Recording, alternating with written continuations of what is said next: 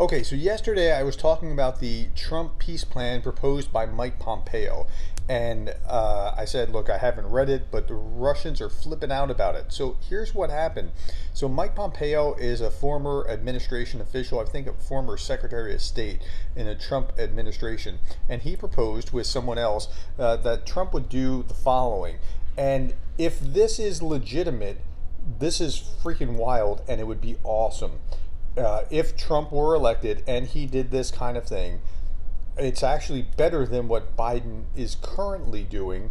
But again, I don't know that he is speaking for Trump. He's saying what Trump might do. And so I'm not holding my breath. Okay, so Trump peace plan, according to the Wall Street Journal, this is from an outline in Pravda.ua.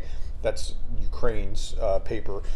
Increasing military aid to Ukraine. Okay, so again, there's no evidence that Trump is going to push Ukraine toward capitulation, according to Pompeo. And that's really interesting that he would say that. A peace plan might include these five things. One, real sanctions against Russia, far more than the Biden administration was willing to go to. Two, expand American defense industry. Okay, and that sounds like Trump. Number three, NATO must spend a minimum of 3%, and that also sounds like Trump. Number four, $500 billion lend-lease. That's a loan, not a grant, but that sounds just like Trump. In fact, Trump's talked about those kind of things. Five, remove all restrictions on U.S. weapons being used in Russia. That also could sound like Trump. Again, Trump's kind of this weird wild card. I'm not betting for Trump. I'm not hoping for Trump. I'm not saying any of that. I am saying that this is what the Pompeo plan in the Wall Street Journal was saying. Pompeo said this, and I'm quoting, "These steps would position Mr. Trump to set the terms of a deal. War stops immediately. Ukraine builds up substantial forces so Russia never attacks again. No one recognizes Russian occupation and claimed annexation of any Ukrainian territories," unquote. Okay, so that's part of the deal. Now, what about NATO? Because that's a really important piece of this.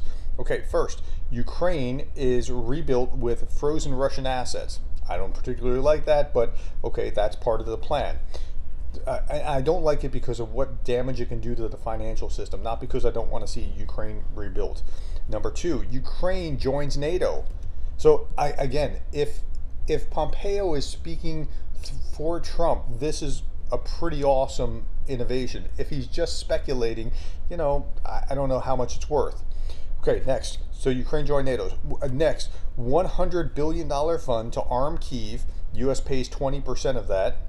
And then if Russia complies, then the West gradually lifts the sanctions. And if they don't comply, then we have a whole different problem set. But these sanctions are removed after Ukraine's in NATO, under the umbrella of NATO.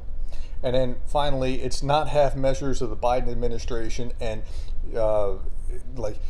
we have to understand that that's how it's going to go. It's going to go full throttle, theoretically, according to Pompeo. Again, the open question is whether this is something Trump would do. But this is the plan that the Russians were flipping out about. And if I was Russian, I'd be flipping out about that too. All right, my friends, what do you think? Tell me what you thought about this Trump plan as described by Mike Pompeo in the comments below. Thank you for your time. Thank you for the likes, the shares, the subscribes, and thank you for being the kind of person that cares about Ukraine.